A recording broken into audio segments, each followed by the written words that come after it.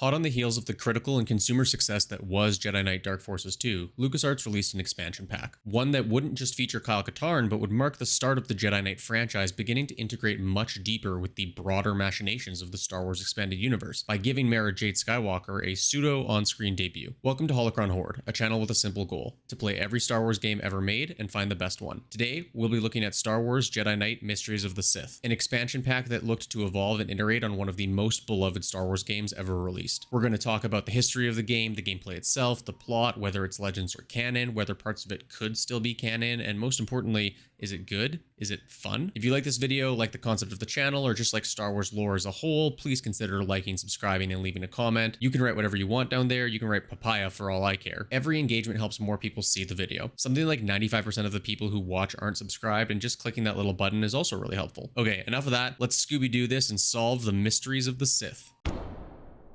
Like when I played the main game for Jedi Knight Dark Forces 2, if you haven't watched that video already, it's linked on the screen right now, there's no official modern remaster for Mysteries of the Sith. Luckily, because Mysteries of the Sith is an expansion for that game, it operates with the same project that allows Jedi Knight to run very smoothly on modern PCs, OpenJKDF2. I ran the most bare bones version of this just to make sure the game plays well, but it's worth noting that there are other mods you can install to improve the graphical fidelity, controls, and other things. The modding community around the entire Jedi Knight franchise does some really great work, and I'll make sure I link them in the description for the appropriate games. The expansion itself adds 14 new levels to Jedi Knight, as well as a number of technical and gameplay changes. The entire programming script that runs Jedi Knight under the hood got an upgrade with Mysteries of the Sith, and it shows in enemy AI improvements, the way object interactivity works, and more. The FMV of the original game is gone, instead replaced with in-engine cutscenes, and while you lose the novelty of having actual on-screen actors, the cutscenes themselves are fairly impressive for a 27-year-old game. The default unmodded graphical fidelity isn't going to blow you away, but they do enough with the combination of the exposition, characters, and the interactivity that the game can handle to effectively portray what they need to scene to scene. We'll get more into the characters of this game shortly, but it's worth noting that this game has 2 playable characters over the course of the 14 levels, and both are Jedi, which results in a game that is way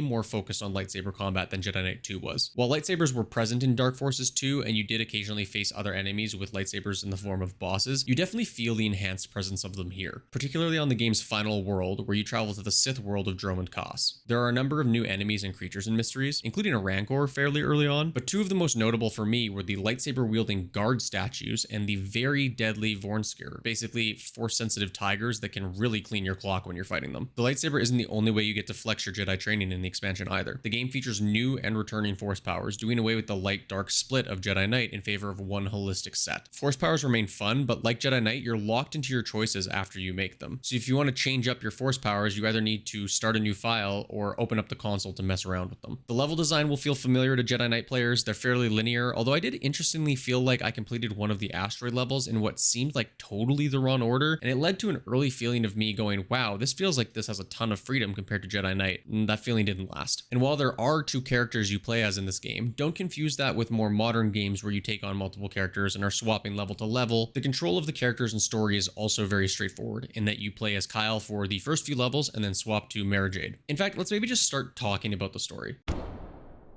Mysteries of the Sith's story is set in 10 ABY in the Legends Star Wars universe, 5 years after the original Jedi Knight game, and immediately starts with Kyle Katarn and Mara Jade on a remote Republic base. For people who would have just been playing the game at the time, Mara Jade would have been a new character, but she was already a well-established expanded universe presence, having been created for the Heir of the Empire series for books much earlier in the 90s. A Force-sensitive herself, Mara Jade in that trilogy of books was a former Emperor's hand, working as an assassin before the Emperor's death. After that, she becomes a talented smuggler alongside Talon Karrde, ends up meeting Luke Skywalker, and her path takes her further and further from the dark side. And let me tell you, basically none of that backstory matters for the purposes of this game, except that she has a background smuggling. By the time we get to the events in Mysteries of the Sith, Mara Jade and Kyle have entered into what's called a reciprocal apprenticeship, different from the traditional Master-Padawan relationship of the Jedi, with more of a focus on the 2 learning from one another. The 2 are stationed on this remote New Republic outpost when it comes under fire from Imperial remnant forces that are controlling a pair of asteroids. You, as Katarn, hijack one of their shuttles and then set to work sabotaging both of said asteroids. The sabotage is successful, but while on that mission, Kyle learns about the Sith world of Dromund Kaas, and having successfully destroyed both asteroids, decides to leave. That's as much explanation as you get. He decides he needs to go check it out, but doesn't want to bring Mara Jade with him, thus kicking off you playing the rest of the game as her. Bye-bye, Kyle. That feeling of a smaller, disconnected story is a through line in Mysteries of the Sith. Controlling Mara Jade, you just take on some missions for the New Republic. The first has you working with Kappa the Hutt. Side note, I actually got a real kick out of seeing this Hutt in game. Not sure why, but this was the first cutscene where I was like, okay, I do like seeing this. It's not so bad that we lost the FMV. You take on the role of a pseudo bounty hunter for Kappa, tracking an outlaw by the name of Abron Mar through a spaceport, getting caught,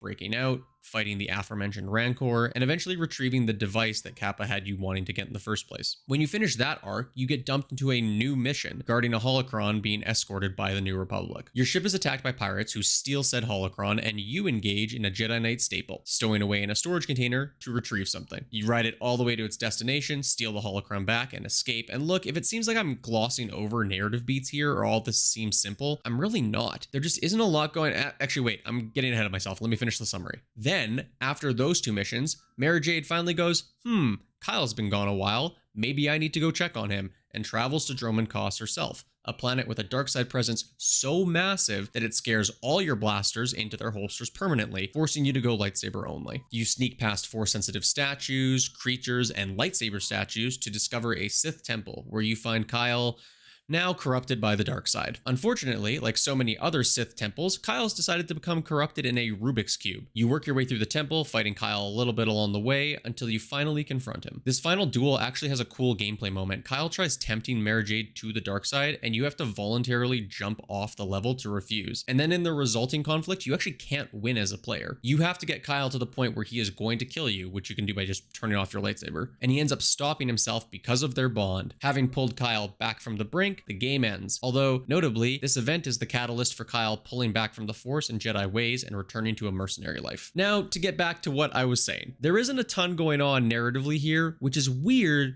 because of how important Kyle's brushes with the dark side are to his character in, say, Jedi Outcast. Having such a disconnected story and mission arcs isn't necessarily a bad thing, but the game lacks a real bridging narrative to tie them all together. The story context for the mission arcs themselves works totally fine. For example, I really like everything that goes on with Kappa, the whole you need a favor, I need a favor, let's make a deal aspect, the hunting an outlaw through a populated city, all that stuff works. But 4 pretty distinct plots across the game doesn't give you a ton of time to flesh any of them out. Even that's not necessarily a problem on its own, but it feels especially weird when one of those plots is the protagonist of the previous 2 games turning to the dark side. It's tough for me to know how someone less familiar with the Star Wars universe, both Legends and canon, would read that, but I can't help but feel it's a pretty abrupt thing to have happen. And the thing that pulls Kyle back from the dark side being the bond with his pseudo-apprentice is narratively consistent for Star Wars on the whole, but there's almost nothing in the game that really establishes that bond between Mara Jade and Kyle. It doesn't make the moment not work, it's just noticeably absent. None of these complaints mean I think the story is bad per se. I still had fun. It's just not particularly deep, even by Star Wars standards. Now, for my favorite part of the video, let's talk about Legends and canon. I'm not going to do the whole explanation of Legends versus canon here. I'll link a short on screen that I'll have made, knock on wood, to explain the differences for newcomers, but the very short version is that Star Wars fiction is split into 2 categories. Legends, which is anything non-Lucas from pre-Disney acquisition, and canon, which is anything from 2014 onwards, plus the movies and the Clone Wars. A fun thing that we do on this channel, after establishing whether a game is Legends or canon, is try and figure out what it would take to believe or make something canon instead of Legends. Mysteries of the Sith? Very Legends. Very, very Legends. Now, obviously, it gets this status just by virtue of being 16 years old at the time that Disney acquired Star Wars. But that was true of Dark Forces and Jedi Knight as well. Dark Forces we were able to pretty easily headcanon, and Jedi Knight required more of a stretch to believe, but was still kind of possible. Mysteries of the Sith is a game where I start to go, okay, this might be too much of a stretch. Yes, there are aspects of this game that can still work totally fine in canon. Dromund Kaas? No problem. Kappa the Hutt? Good to go. Even the New Republic and Imperial Remnant conflict. There's tons of stuff in canon about the New Republic still having to deal with the Imperial Remnant. You can even still believe that Kyle Katarn was out there running around with a lightsaber, doing all kinds of stuff, because in this game, he doesn't really mention Luke or Luke's Jedi Academy or anything at all. Even from a timeline perspective, 10 ABY lines up with when, in canon, the New Republic is still constantly dealing with different Imperial Remnant forces. A lot of that stuff is fine, but there's one really big problem with trying to make this game canon, and her name is Mara Jade.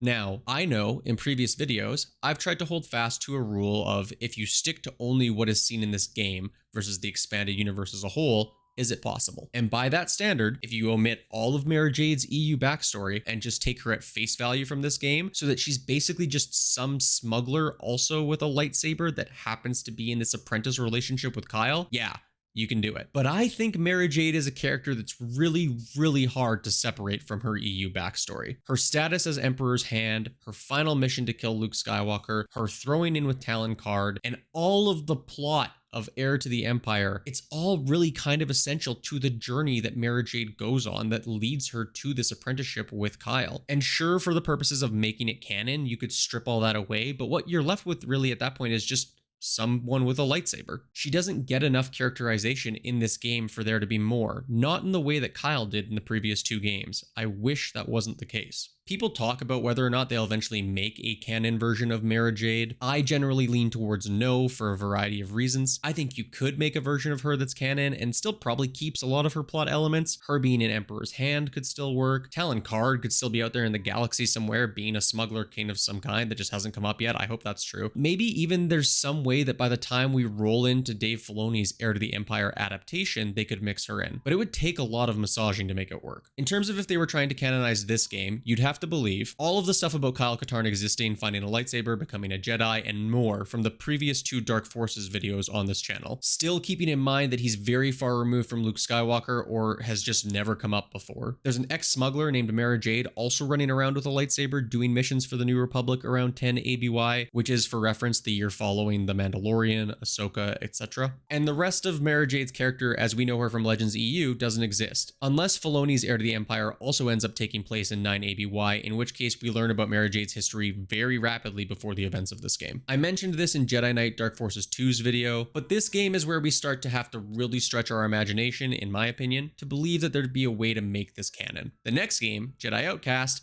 that's where I think it basically becomes unattainable. But none of that matters to anyone's ability to enjoy the game. It's just a fun thought experiment. So what's the actual verdict for Mysteries of the Sith?